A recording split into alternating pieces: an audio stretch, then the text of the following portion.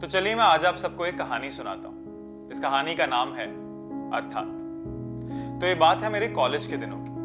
मेरा कॉलेज जो कि देहरादून का सबसे बड़ा कॉलेज है, जो कहीं नदियों और पहाड़ों के बीच में जाकर बसा हुआ है, जो बिल्कुल हैरी पॉटर वाले स्कूल की फीलिंग देता है। ये बात है तब की जब मैं 3rd सेमेस्टर के लिए वापस अपने हॉस्टल आ रहा था। मेरा हॉस्टल जो कि मुझे मेरे घर से भी ज्यादा घर लगता था, क्योंकि मेरा घर कभी भी मेरे लिए हैप्पी प्लेस नहीं था। और यहाँ पर 1 साल राहुल, तरण और तन्वी के साथ बिताने के बाद मुझे काफी अच्छा लगता था। तो ये उस शाम की बात है जब मैं फुटबॉल खेलकर वापस अपने कमरे में पहुंचा ही था और सब कुछ रोज के जैसा था। तरण बगल वाले बेड पर लैपटॉप पे गेम्स खेल रहा था और मैं अपने बिस्तरे पर जाकर लेट गया और डिनर के लिए 9 बजने का इंतजार करने लगा कि इतने में मेरी नजर मेरी टेबल पर पड़ी हुई एक चिट्ठी पर गई।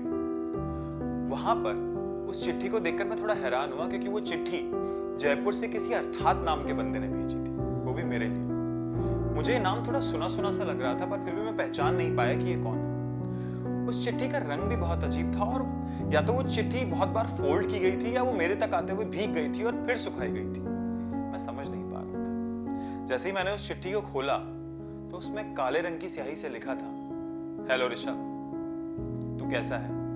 मैंने अभी अभी तेरे कॉलेज में एडमिशन लिया है और तू मेरे लिए कोई कमरा देख सकता है तो देख ले। जल्दी मिलते हैं, अर्थात। ये चिट्ठी पढ़ते ही मुझे याद आ गया कि अर्थात कौन है। मैं अपनी जगह से उठा और मैंने वो चिट्ठी उठाकर फाड़ के फेंक दी, क्योंकि मुझे इतनी जोर से गुस्सा आ गया था और मैं उस कमरे में इधर से उधर चलने लगा। ये देखते ही तरण ने अपने गेम्स को पॉज करा और वो मेरी तरफ देखने लगा, क्योंकि वो और मैं अब 1 साल से साथ में रह रहे थे और उसने मुझे आज तक कभी गुस्से में देखा ही नहीं था।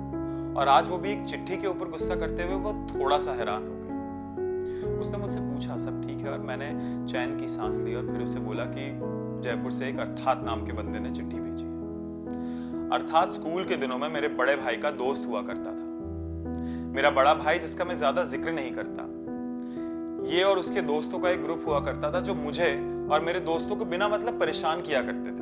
हम बैठकर कुछ खा रहे हैं तो हमारे मुंह पर मार देते थे, हम कुछ साथ में पढ़ रहे हैं या खेल रहे हैं तो ये लोग ऐसे मजाक किया करते जो सिर्फ इन्हीं को मजाक लगते थे, हमें नहीं लगते थे। ये एक बार की बात है जब मेरा जन्मदिन था।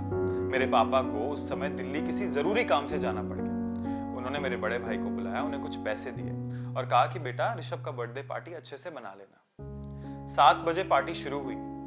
भैया और उसके दोस्तों का ग्रुप 7:30 बजे आए, वो भी नशे की हालत में, और इन्होंने हमारी कोल्ड ड्रिंक्स में शराब मिला दी, जिसे पीकर मेरे एक दोस्त की तबीयत इतनी खराब हो गई, उससे उल्टी आने लग गई, उससे बीमारी होने लग गई। उसके बाद उसने अपनी मम्मी को सब कुछ बता दिया, जिस वजह से प्रिंसिपल मैम के पास वो कंप्लेंट चली गई। अगली सुबह प्रिंसिपल मैम ने मुझे अपने कमरे में बुलाया और कहा कि क्या हुआ था। इस घटना के बाद से अर्थात को स्कूल से निकाल दिया गया।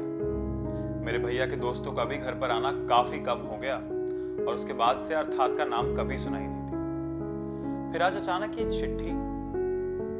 खैर, अब मैं इस चिट्ठी को भुलाकर अपनी जिंदगी में मशगूल होने की कोशिश करने लगा। अगली दोपहर मैं कैंटीन जा रहा था, क्योंकि मैं अपने लंच के लिए काफी लेट हो चुका था। मैं अकेले ही एक टेबल पर बैठकर अपना खाना खा रहा था। जैसे ही उस टेबल पर मैंने अपनी प्लेट उठाई तो देखा उस प्लेट के नीचे एक चिट लगी हुई थी। उस चिट पे उसी काले रंग की स्याही से लिखा हुआ था कि ऋषभ, तुझे कॉल मिलाने की मैं कोशिश कर रहा हूं पर लगा नहीं।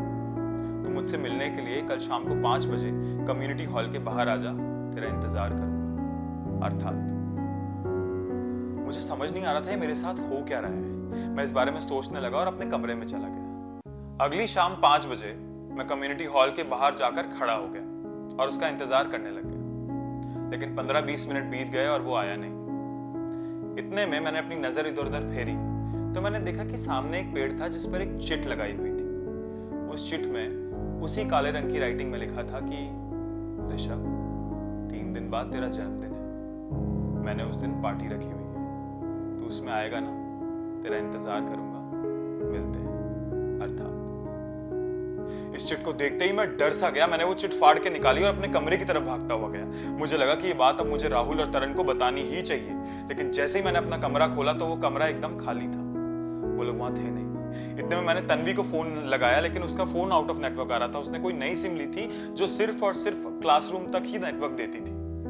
इंतजार करने के बावजूद मेरे दोस्त आए नहीं। फिर रात के 9:30 बजे वो वापस आए और मैंने उन्हें आते ही बोल दिया कि अच्छा सुनो, मेरे बर्थडे की पार्टी हम पास में टाउन हाउस कैफे में ही करेंगे और कहीं नहीं करेंगे। इतने में राहुल मेरी बात काटते हुए बोला कि अरे भाई सुनना, उस दिन एमटेक वाले पास में एक फ्रेशर्स पार्टी कर रहे हैं, हम लोग वहां पे चलते हैं ना, उन लोगों ने हमें बुलाया है।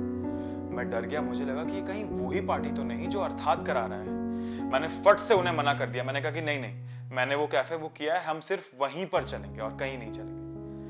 उनका हालांकि उस फैंसी पार्टी में जाने का बहुत मन था, लेकिन मैंने इतनी बार मना किया तो वो मेरी बात मान गए।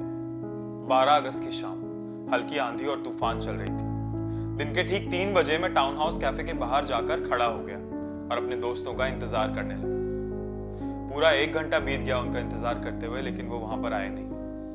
मुझे उनकी चिंता होने ही लगी थी। कितने में मुझे याद आ गया कि कहीं वो मुझे छोड़कर अर्थात की पार्टी में तो नहीं चले गए। इस चीज को सोचते ही मैं गुस्से से आग बबूला हो गया। मैंने अपनी बाइक उठाई और मैं बाइक उठाकर पहाड़ों की साइड निकल लिया और मैं उस म्यूजिक की आवाज को फॉलो करने लगा जहां पर सबसे ज्यादा म्यूजिक की आवाज आ रही थी। मैंने अपनी बाइक वहां पर पार्क की और मैं उस पहाड़ के ऊपर गुस्से से चलने लग गया। जैसे ही मैं उस पहाड़ के ऊपर पहुंचा तो मैंने देखा कि वो पहाड़ एकदम खाली है।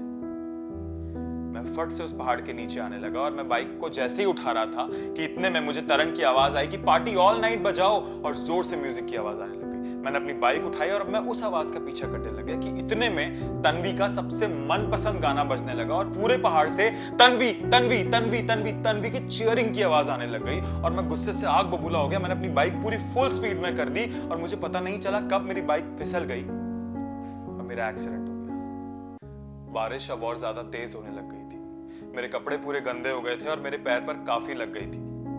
तब भी मैं गुस्से से लंगड़ाते हुए पहाड़ के ऊपर तक चढ़ गया, लेकिन मैं जैसे ही वहां पहुंचा तो मैंने देखा कि ये पहाड़ भी एकदम खाली है। मैं अभी अपनी आंखों पर यकीन नहीं कर पा रहा था। मेरे लग भी काफी गई थी और मुझे समझ कुछ भी नहीं आ रहा था और मुझे पता नहीं चला कब मैं वहां पर बेहोश हो गया।